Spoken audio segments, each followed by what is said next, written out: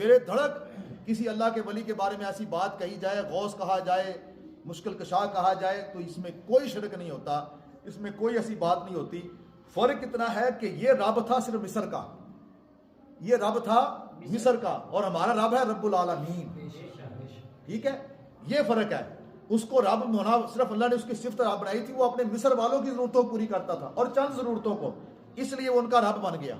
ان کی ضرورتوں کا خیال کرنے والا بن گیا۔ اور ہمارا رب ہے رب العالمین، جو فرشتوں کی ضرورتوں کو بھی جانتا ہے اور کیڑی کی ضرورت کو بھی جانتا ہے، اور صرف جانتا نہیں، ان کو پورا بھی کرتا ہے۔